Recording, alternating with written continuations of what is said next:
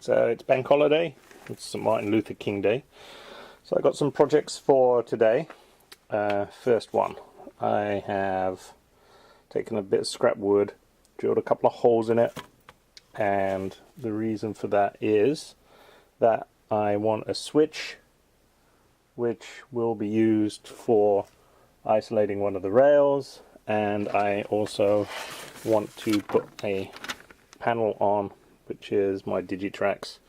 It's a panel to plug in a walkabout controller, and that is going to go somewhere around there on the front. In fact, I drilled a couple of holes in here already for the bolts. Oops. And I painted it black. It'll have a nice black finish. I'm thinking about painting the whole of the edge of this black, so it'll go around there somewhere. I also need to finish this tarmac area, so after it had dried, it actually took 3 days to dry. I gave it a coat of Woodland Scenic's top coat, and it's way too dark, so I think this is coming off, or at least I might just paint over the top of it. I also need to get cracking on the scenery.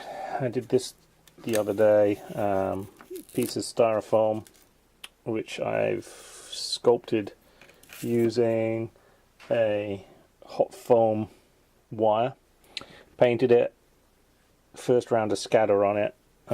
This similarly, it's just offcuts of, as you can see, lovely blue insulation foam.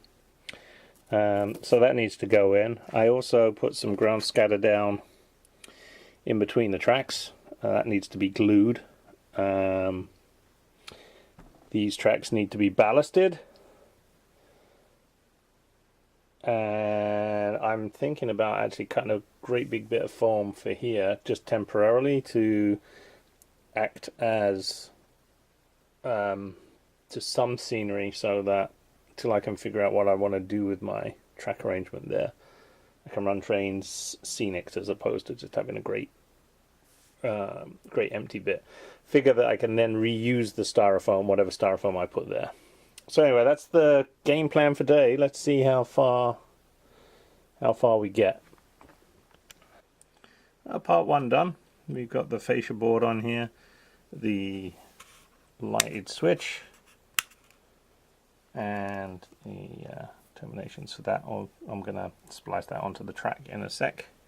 This one here will be for one's for the front, this front track here.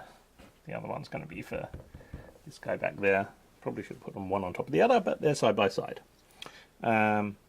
Figuring I might actually have more switches over time, so not too bothered at the moment. So anyway, this one's going on the mounted, and then I'm going to hook these wires up, and we'll have a test of making sure that I can isolate this rail into the station. I've got a single dropper right about here. There's another dropper way down here, and a third dropper back the other end of the platform. So what I'll do is hook this up to this switch, slice the rail back here up against the platform so you won't see it, down here somewhere towards the platform so again you won't see it, and then we'll try the switch out. Alright, so that's screwed on now. Couple of bolts through. What we have to do now is find the feeder wire. One of these will come act as earth. One of these gets wired to the bus, and the middle one gets connected up to the feeder wire. So I'll snip the feeder wire that I've currently got, hook this up. I'm actually going to use a block, kind of block where you put one wire in one way, one wire in the other way, screw them in the middle, because I'm feeling that I might want to get this off at some point in time, so I want to be able to detach this just like it is right now. So that'll be part 2. Alright, so here's the block I've put in. I put a dropper wire from the bus, the negative. I've spliced in the dropper wire that had gone up to the track, so it comes in here, then it's connected out here. Well, it will be once I screw that in. And then I've attached all three to my rocker switch, which is currently dark. However, if I apply a little bit of power, if I wired it up correctly, there should now be a red light, which there is. And if I turn it off, so that'll be, if I see the red light, it means I got power to the track. If I don't, then I've isolated it. So now I'll hook that one wire up, cut the track in 2 places, and give it a test. Just realized I hooked the wiring up to the positive rail, which is actually the outside rail. So there is the possibility that we will see a slight gap. But anyway, here we go. Time to cut the rail. I got my Dremel tool out. So I have power here. This is the bit I want to isolate. So I'm just going to pick a spot, any spot. And we're going in. Oh. After we put on the safety goggles. Wouldn't want this to be a trip to the hospital.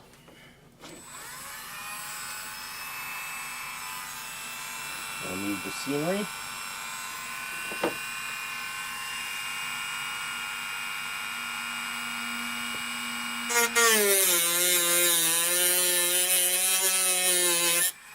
And that's it. At least for there.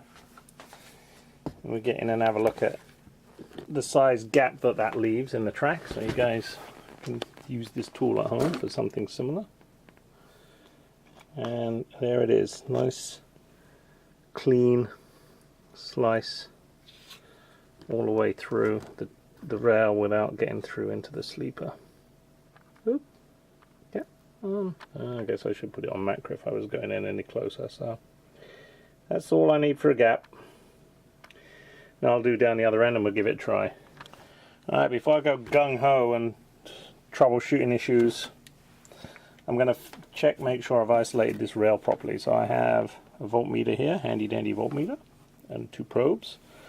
The power is applied to the track, so if I put the probes this side of the rail, you can see we got just about 9 volts running through it.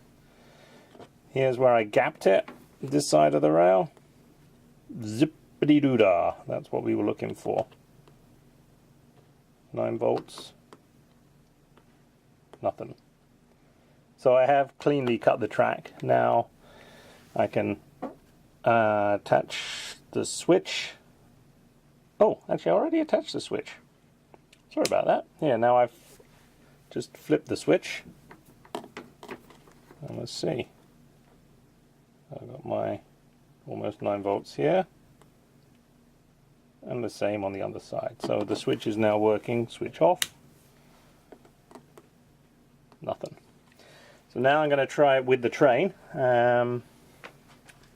which clearly should work fine. Alright, so here we have it. I put a train on the track.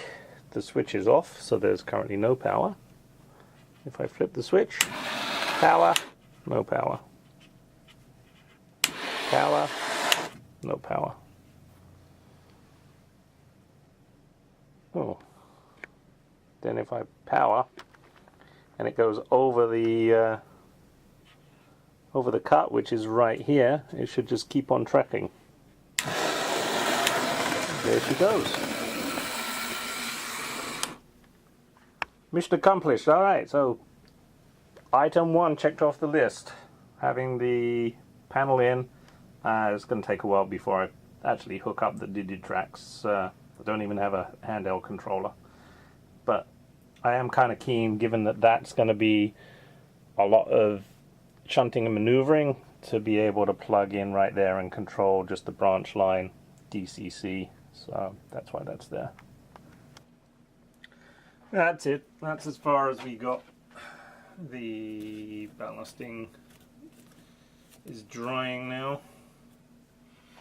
These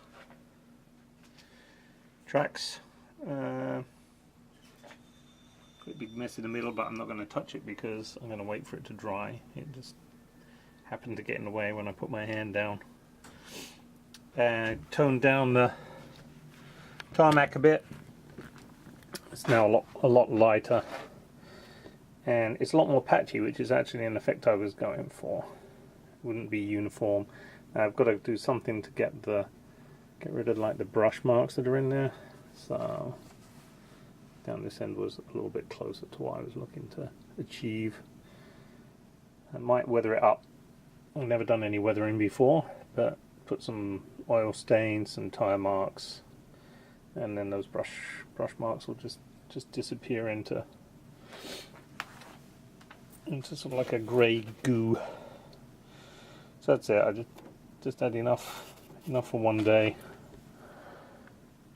I haven't done anything with the grass banks, so I think I'll try out my static grass on these. I've not done static grass before.